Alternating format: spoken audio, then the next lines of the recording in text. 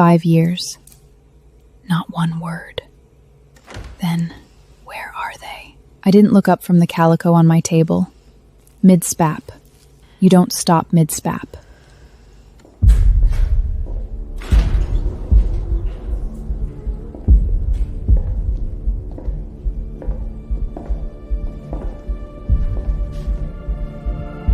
Finish. We'll talk then. I knew the voice. I knew it like I knew the ache in my wrists after a long shift, like I knew the sound of Kai's breathing when he was fighting a nightmare. I tied off the last suture, put down the needle driver, peeled off my gloves. Maya stood in the corner, eyes wide. She mouthed something. "Do you know him?" I didn't answer. I turned. Levi Blackhood filled the doorway. Behind him, 6 men in dark coats stood silent in my hallway. They smelled like pine and something else. Something I'd spent 5 years cataloging in secret blood samples and midnight research sessions. He looked exactly the same. Exactly. Like the 5 years between us had been 5 minutes. Where are they? Not hello. Not Elena. Not God. It's really you. My hands were shaking. I put them in my pockets. Wait outside. You're contaminating my sterile fields. His eyes flickered. Just once. Then he stepped back, and I closed the door in his face. I stood there, hand on the handle, and breathed. 5 years. He'd asked where they were. Not how are you. Not are you okay. Where are they? The calico was stable. I checked her vitals twice. Stalling. Maya found me in recovery. Dr. Finch.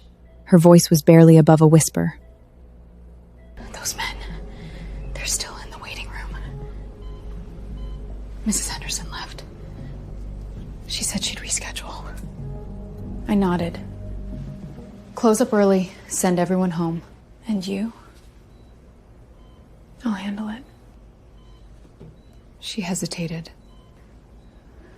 The tall one. He's been staring at the photo wall.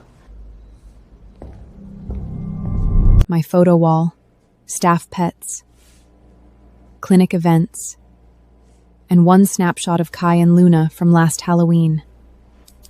A cat and a bumblebee. Their ears were hidden under costume hoods. I walked to the waiting room. He stood exactly where Maya had said.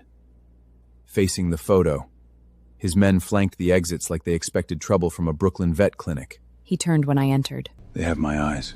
Not a question. Confirmation. Like he'd known all along and just needed visual proof. They have my nose, too. You missed a lot. Something moved in his jaw. The only sign he'd heard me. 5 years ago. Adirondacks. A storm like the world was ending. I found him at the bottom of a ravine. Blood everywhere. Bones broken in ways that should have killed him. But his eyes were open. Gold, not human. I should have run. I dragged him to my cabin. Set his leg with a splint and a prayer. Cleaned wounds that healed too fast. He didn't know his name. Didn't know where he came from.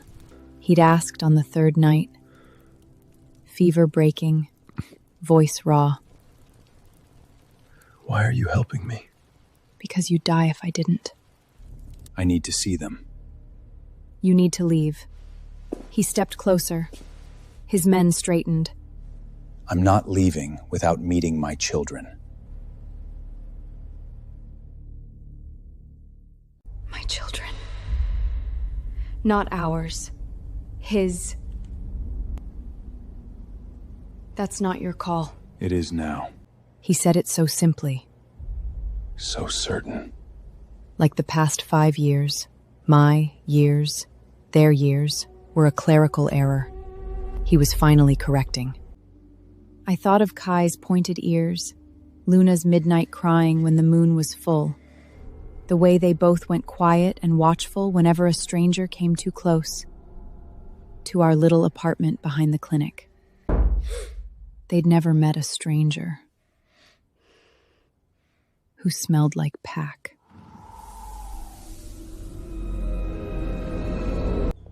I led him through the back hallway. His men stayed in the waiting room.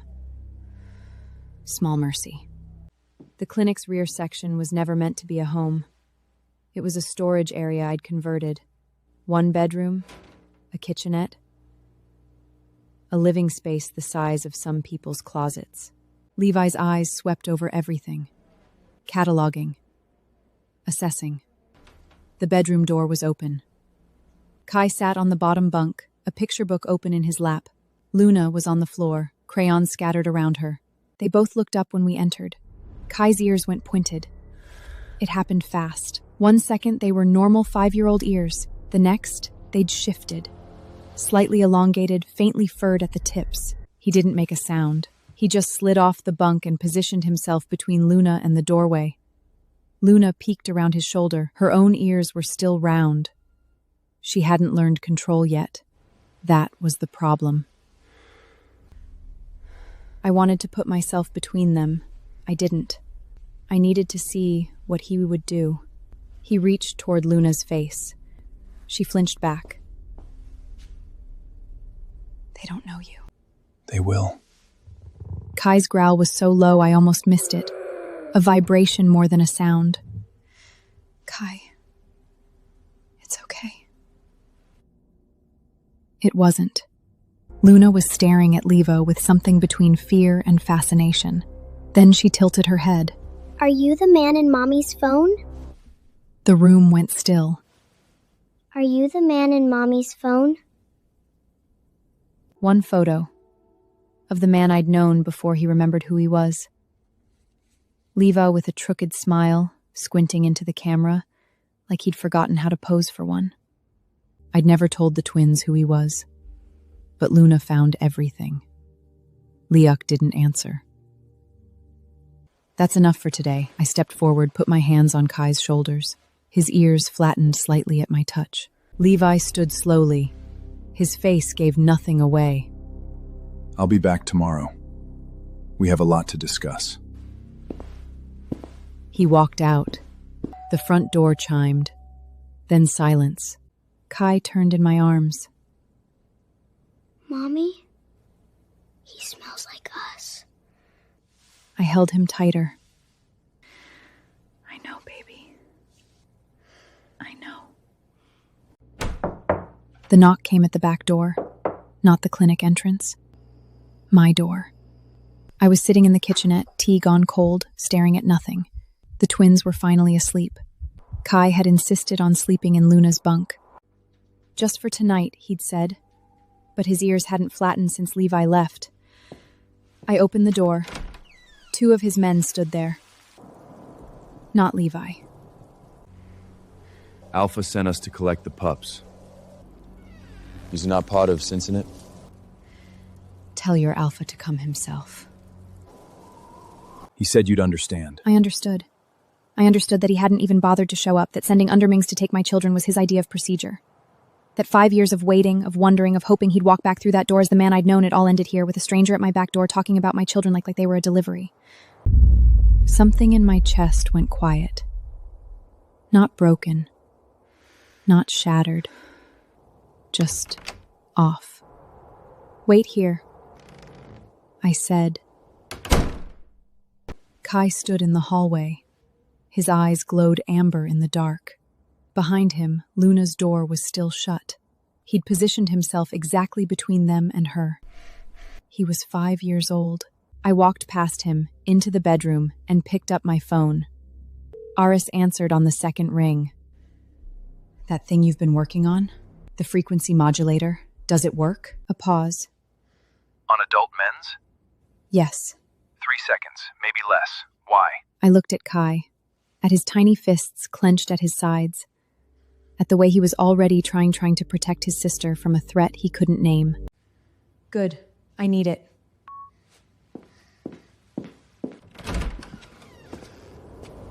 Tell your Alpha to come himself. I'm not sending my children anywhere with errand boys.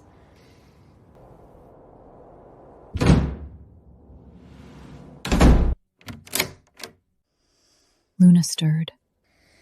Mommy? Go back to sleep, baby. Kai's small hand found mine in the dark. I stared at the ceiling. I stared at the ceiling. I made pancakes. Kai watched me from the table. Luna colored. Neither asked about the night before. They knew when not to push. Mommy, are we leaving? No, baby. I flipped a pancake. We're staying. This is our home. He didn't look convinced, but he ate his breakfast. The clinic opened late. Maya handled the front. I called Heiress from the supply closet. The device. I'll bring it by tonight. It's tuned to a frequency that disrupts the lupine inner ear. Non-lethal. Extremely disorienting. Good. His voice shifted. Lara, what happened? They came for the kids. He didn't come himself. Silence. Then, I'll be there at 7. Levi arrived at noon. Alone this time. He walked into the clinic like he'd been invited. He stood in my exam room, looking too large for the space. I want to propose something. I'm listening. You come to the territory. You'll be provided for. You'd want for nothing. The children would be raised by the pack, properly. You could still see them. He said it like he was offering me a gift. I leaned against the counter. And if I say no? Then it becomes more complicated. Complicated. For everyone. I studied his face. The same face I'd traced with my fingers in a cabin in the Adirondacks. The same mouth that had smiled at me like I was the only person in the world. That man was gone. Maybe he'd never existed. I'll think about it. His eyes narrowed. He'd expected a fight. Tears. Something. I gave him nothing. Then what do you want? I'll think about it. Then I opened the drawer under the counter. The frequency modulator sat there, small and unremarkable. Heiress had dropped it off early. I slipped it into my pocket. 3 days passed. Levi didn't return, but someone else did. The man was older. Silver hair, sharp suit, a face carved from old stone. Dr. Finch. He extended a hand. Elder Corvus. I serve as advisor to Alpha Blackwood. I didn't take his hand. The clinic is closed for lunch. This won't take long. He followed me into the exam room without waiting for an invitation. I wanted to speak with you privately. He said. Without the Alpha's emotional involvement. Emotional? He feels a sense of obligation.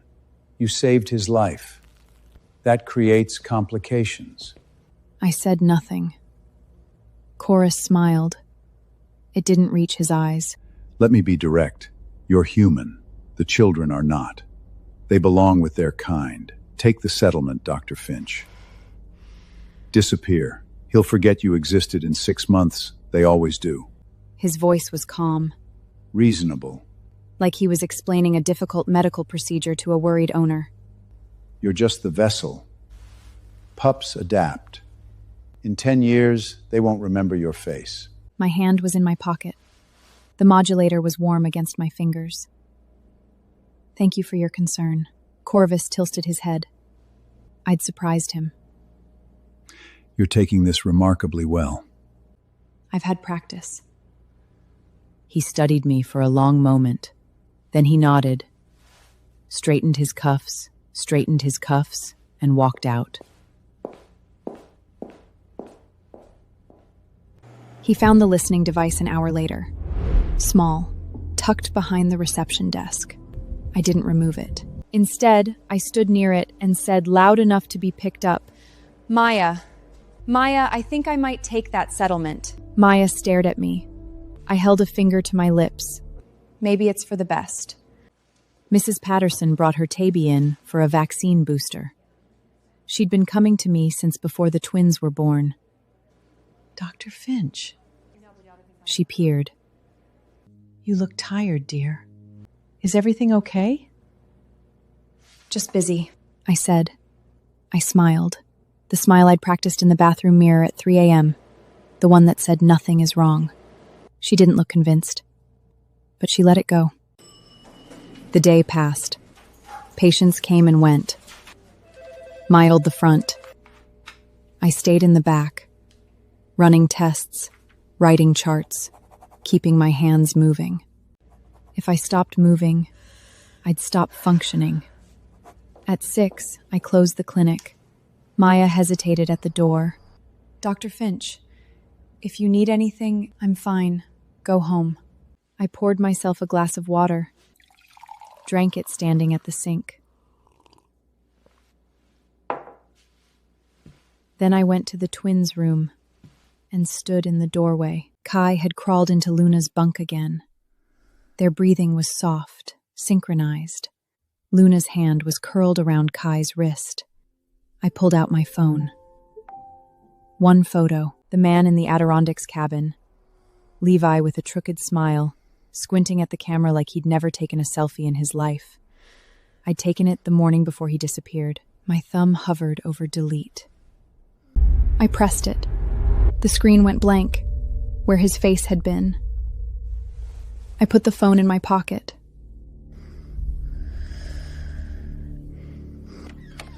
And closed their door. He came back on a Thursday. This time he brought 5 men. They filled my waiting room like a corporate takeover. Mrs. Delgado, who'd been waiting with her chihuahua, took one look and left. Smart woman.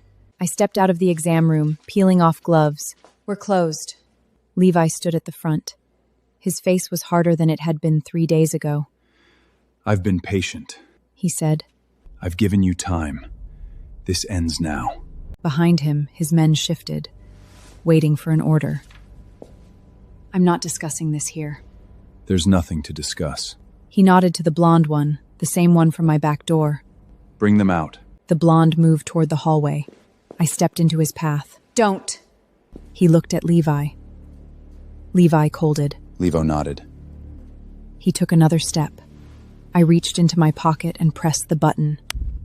The sound was outside human hearing. I knew because I'd tested it on myself first. Nothing. But the blonde stopped. His face went slack. Then he dropped to his knees, clamping over his ears, a low whine escaping his throat. The others followed, one by one, like dominoes. 5 elite wolf guards on their knees in a Brooklyn vet clinic, whimpering. Levi stayed standing. Barely. His face was pale, jaw locked, fighting the frequency with everything he had. I let it run for 3 more seconds. Then I released the button. Silence. The blonde was breathing hard. One of the others was shaking. Levi stared at me like he'd never seen me before. What did you do? 5 years of research. I put the modulator back in my pocket. Now get out of my clinic. His men struggled to their feet. They looked at him for orders. He didn't give any. He was still staring at me.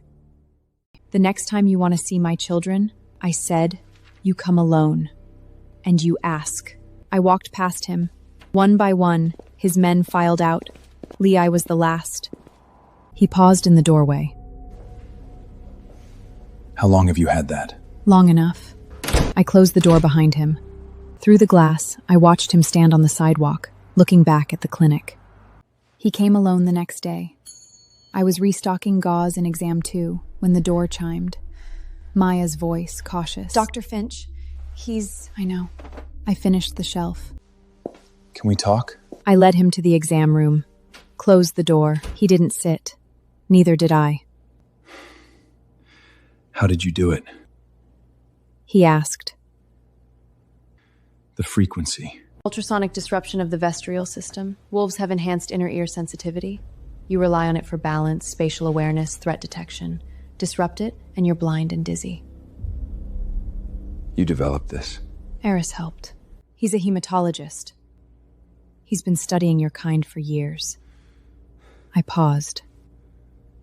I've been studying you since the day you left. Something flickered in his face. You could have killed my men. I chose not to. Remember that. He was quiet for a moment, Why didn't you ever come looking for me? I almost laughed. For 2 years. Every missing persons database, every John Doe in every hospital from here to Montreal. I called the ranger station in the Adamians once a month. I sent emails to addresses that bounced back. I stopped. Took a breath. Then I stopped. He absorbed this. His hands were eyes, but I saw them flex. I didn't know you waited. You didn't want to know. He didn't deny it. I reached into my drawer and pulled out a photo. Not the one I deleted. A different one. Kai and Luna on their first birthday. Cake on their faces, Luna laughing, Kai looking suspicious of the candle. I handed it to him. He looked at it for a long time. They were one. You missed that. You missed their first steps, their first words. Luna said mama. Kaya said no. Appropriate, given everything. His thumb traced the edge of the photo. When I loved you. And his eyes snapped up. I thought you'd come back. I thought the man in that cabin was real. Maybe he was. But he's not the man standing in my clinic. That's all for today. He didn't move. Still holding the photo. Alara? Go home, Levi. Past Maya. Past the waiting room. I watched through the glass as he stood there, looking down at the photo of the birthday he'd missed. Then he got in his car. 2 weeks passed. Levi honored the unspoken rule. He came alone, twice, to see the children. Brief visits. Awkward. Kai watched him like a guard dog. Luna asked him if he liked mac and cheese. He didn't know how to answer. Then the summons came. Not a text. Not a call. A wolf at my back door with a sealed envelope. The Elder Council requests your presence. The matter of the half-blood heirs will be settled. I left the twins with Maya. Kai's ears were flat. Luna hugged my leg so hard it hurt. I'll be back, I said. Promise. The territory was 2 hours north, a stone manor hidden in forest. Levi's men met me at the gate. No one spoke. The hall was full. Wolves lined the walls. At the center, a raised platform where Elder Corvus stood, silver-haired and serene. Levi sat in a carved chair to the side. His face was unreadable. Corvus began. For the purity of the pack, we must address the matter of the half-blood heirs. Their mother is human. She cannot provide proper guidance. The children belong with their own kind, raised by wolves who understand our ways. Murmurs of agreement. Dr. Finch has been offered generous compensation. She has refused. Therefore, the council must intervene. He turned to me. Do you have anything to say? I stood. I have something to play. I pulled out my phone, connected it to the small speaker Heiresses had given me. Pressed play. Corva's voice filled the hall. You're just the vessel, Dr. Finch. Pups adapt. In 10 years, they won't remember your face. The murmurs changed tone. Another clip. The Alpha is compromised by sentiment. Once the human is removed, he'll see reason. The half-bloods can be raised properly, by wolves. Corvus's face went white. This is fabricated! A third clip. If she resists, there are ways. Silence. Complete. I stopped the recording. I have more, I said, but I think that's enough. Levi rose from his chair. The movement was slow, deliberate. Every wolf in the hall went still. He walked to Chorus. You threatened my children. I was protecting the purity You of... conspired against your Alpha. Chorus's mouth opened, closed. You're exiled. Leave. Now. No one moved to help Chorus. He looked around the hall, found no allies. His carefully built web had dissolved in 3 audio clips. He walked out alone. I didn't watch him go. I was looking at my phone. Levi was still standing in the center of the hall, watching me. I put my phone away. Thank you for the invitation. He came to the clinic that night, I was alone. The twins were asleep. Maya had gone home. The waiting room was dark except for the aquarium light. He didn't knock, just stood outside the glass door until I unlocked it. He looked different. Smaller, somehow. The alpha who'd walked into my clinic weeks ago like a king had been replaced by a man who'd just burned his own kingdom. I was wrong. I leaned against the reception bench. About what? Everything. He ran a hand through his hair. A gesture I remembered from the cabin. When I remembered who I was, what I was, I thought I had to choose. The pack or you. I chose the pack. I told myself it was duty, honor. I told myself you'd be safer without me. You told yourself a lot of things. I did. His voice cracked. I sent men to watch you, to protect the bloodline. I told myself that was enough, that I was keeping you safe from a distance. I read their reports. Every one. She's managing. The twins are healthy. She works too hard. I read them like they were enough. They weren't. No, He looked at me. they weren't. I didn't move. I know I can't fix this. He said, I know I can't get back the 5 years, the first steps, the first words, the birthdays. He pulled something from his pocket. The photo I'd given him, Kai and Luna's first birthday. The edges were worn. He'd been carrying it. I want to be in their lives, whatever that looks like, whatever you'll allow. I reached under the desk, pulled out a single sheet of paper, handed it to him. Visitation schedule, every other weekend. Pick up Friday at 5, drop off Sunday at 6. You're late, you lose that weekend. You bring pack politics into my home, you lose that month. You try to take them anywhere without my written consent, you lose everything. He read it. His hands were shaking. That's the deal. Take it or leave it. He folded the paper carefully, put it in his pocket with the photo. Every other weekend? Yes. Is there nothing I can do? Nothing I can say?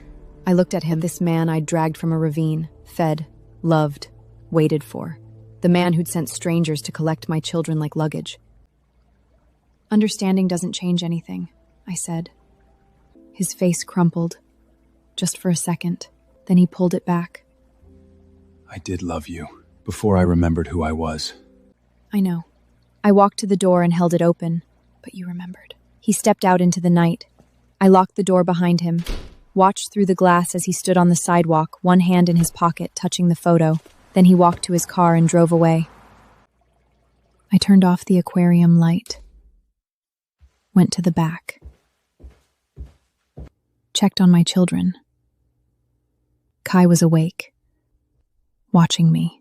Mommy, Go back to sleep, baby. Is he coming back? Every other weekend.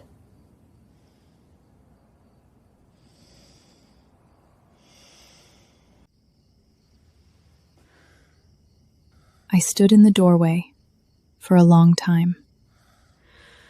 The territory looked smaller in daylight. I drove up for the first pickup 3 months later. Levi met me at the gate. He looked older, quiet. The manner behind him was impressive, but his eyes went straight to the back seat.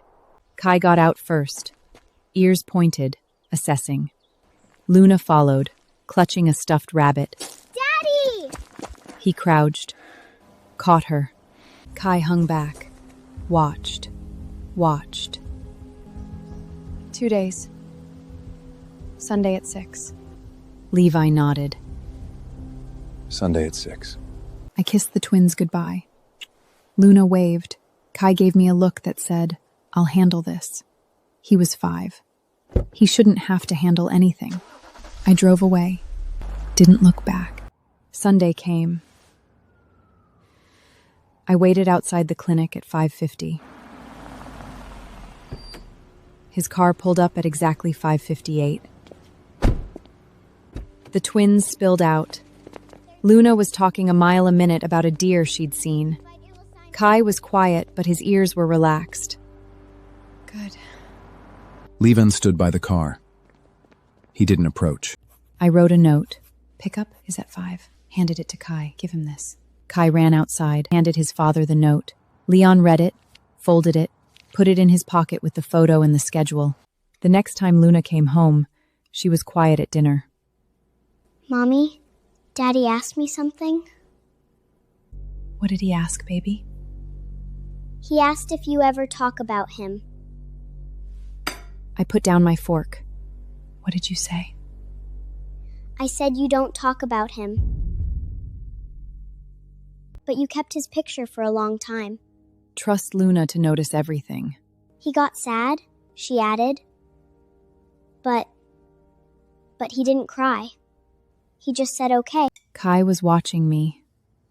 Mommy, are you still mad at him? I thought about it. Really thought. No, I'm not mad. Then why don't you talk to him? Because I don't need to anymore. Kai absorbed this, nodded, went back to his mac and cheese. Luna was still looking at me. He smells sad, Mommy. All the time.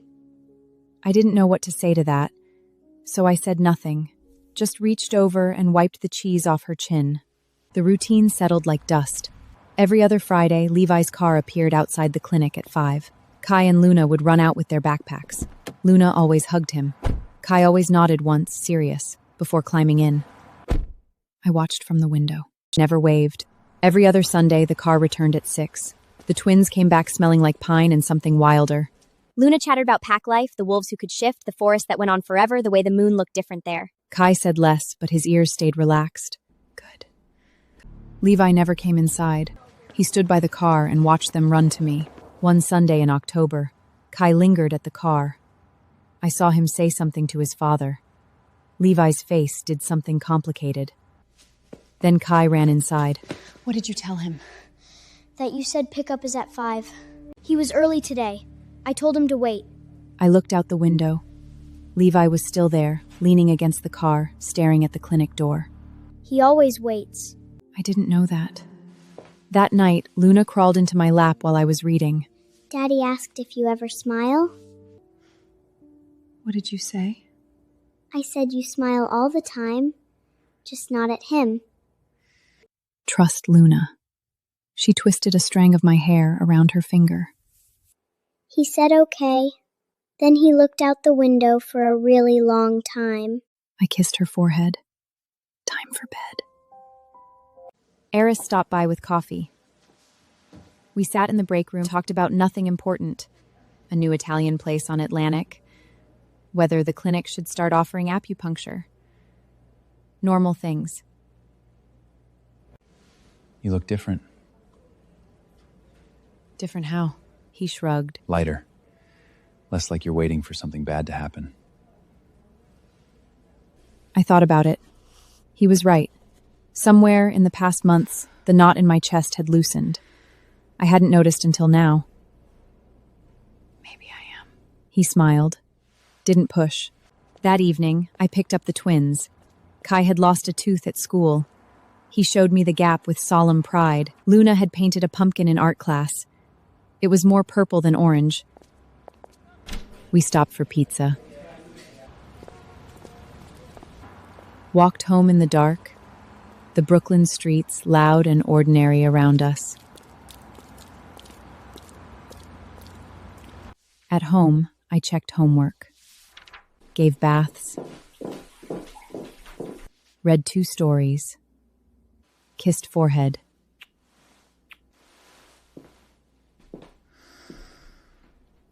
Then I sat in the kitchenette with a cup of tea and a veterinary journal. Canine arthritis, new treatment protocols. Nothing dramatic.